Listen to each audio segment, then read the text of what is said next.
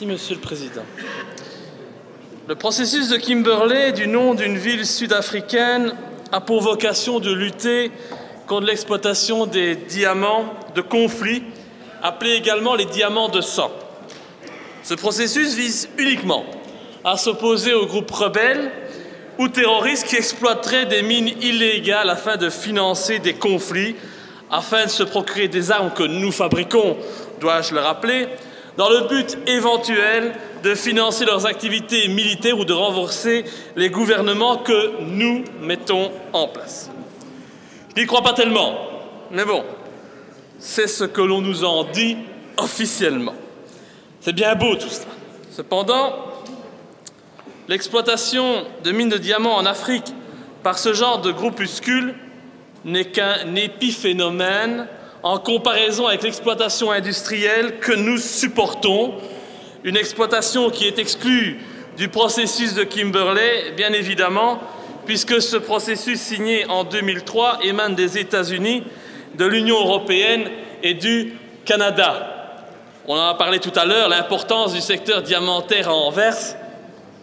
Permettez-moi de douter de notre volonté de contrôler ce secteur et surtout de le rendre plus éthique. Éthique, argent, ça ne va pas toujours bien ensemble. En réalité, ce processus de Kimberley, derrière des intentions louables, a pour seul et unique objectif d'évincer du marché des diamants ceux qui les exploitent et qui sont hors contrôle de la mafia étatique en place, hors contrôle des diamantaires anversois, etc., etc. Et cette mafia, elle regroupe de grands groupes et institutions telles que la Fédération mondiale des bourses de diamants, dont les principaux bâtiments sont le Diamond Dealers Club à New York et la plus grande bourse de diamants au monde à Ramat Gan, appelée The Israel Diamond Exchange Complex, dans la banlieue est de Tel Aviv, et la bourse de diamants d'Anvers, comme j'en ai déjà parlé. Et comme vous l'aurez compris, vu la mainmise d'une petite élite sur ce commerce, j'appelle ça une mafia et non un processus démocratique étatique qui vise à assurer la bonne provenance des diamants comme le stipule faussement ce projet de loi.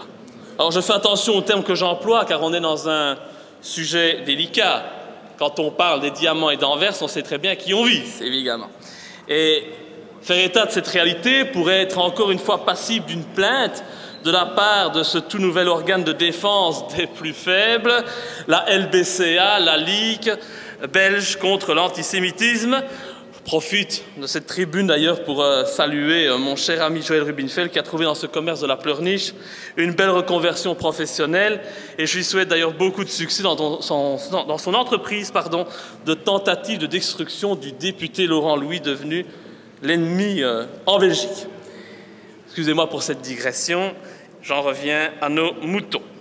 J'aimerais tant, si la volonté politique y était de mise, que l'on fasse le topo de la situation des travailleurs dans les mines prises en compte dans ce processus. L'industrie diamantaire officielle soudoie certains Africains de différents pays pour les hisser en haut de l'échelle sociale afin que ceux-ci puissent palper le rêve mammonique pour le groupe socialiste. Ça veut dire du dieu Mammon. Je sais bien qu'il manque quelquefois de culture générale, donc je préfère le préciser.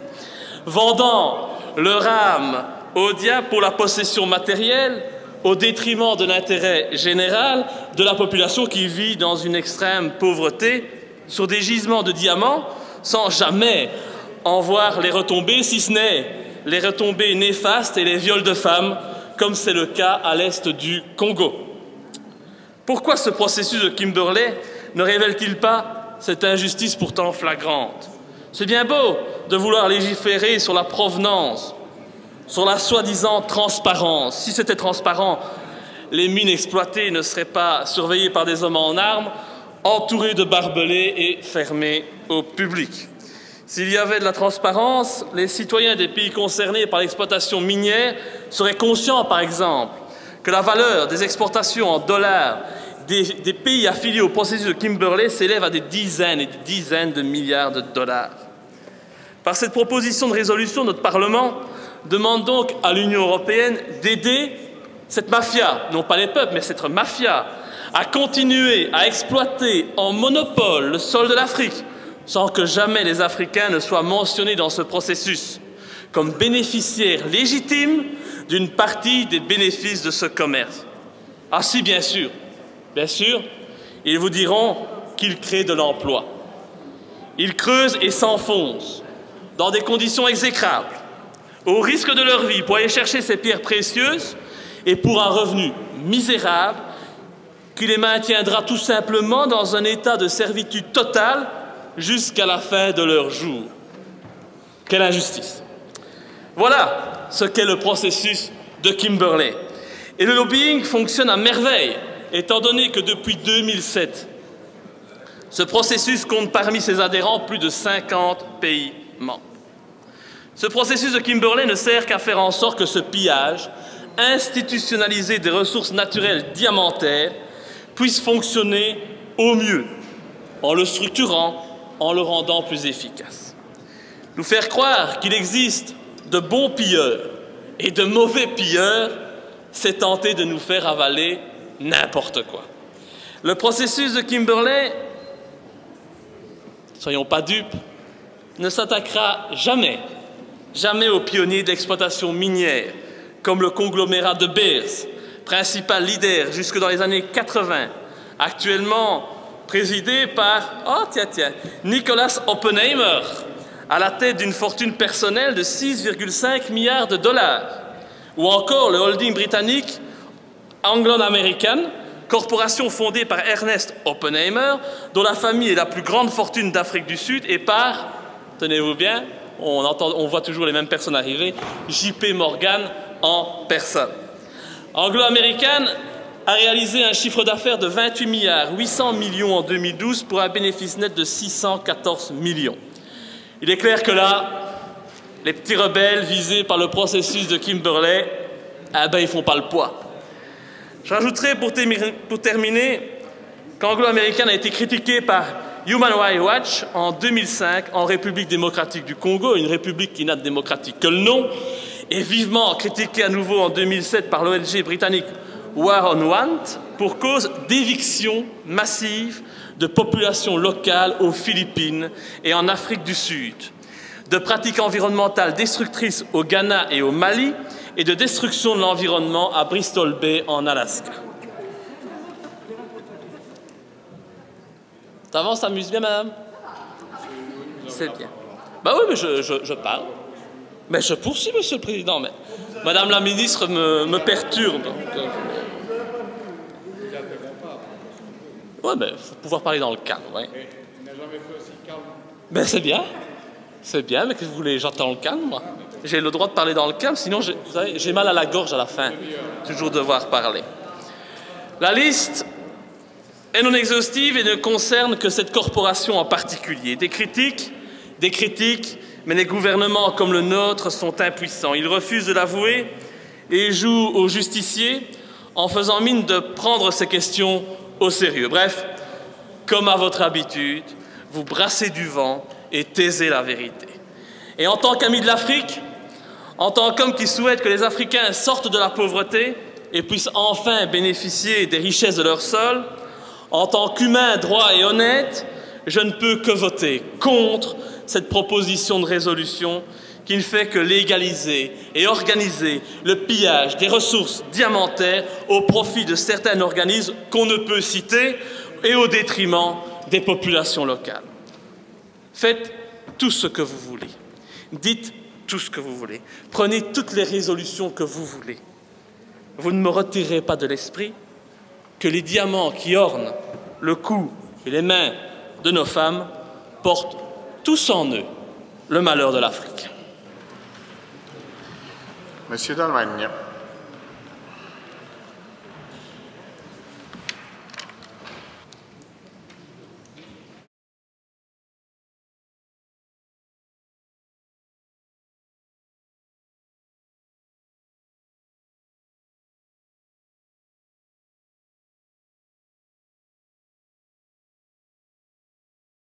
Je pense. Arrivé. Oui, excusez-moi de vous déranger.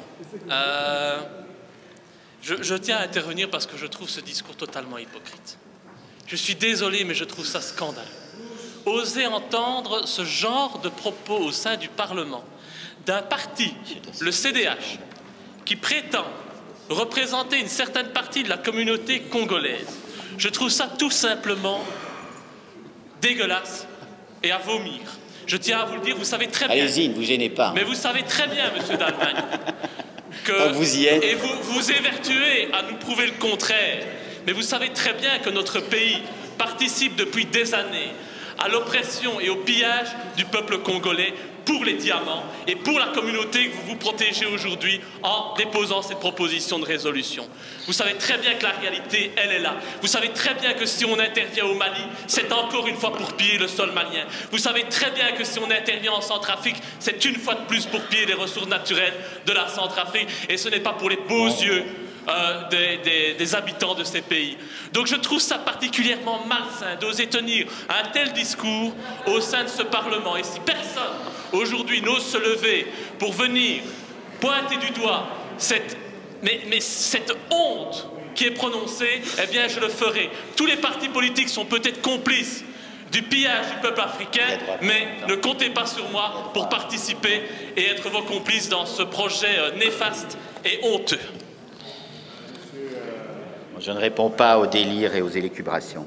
Donc, dernier point qui me paraissait important dans cette résolution, c'est que certains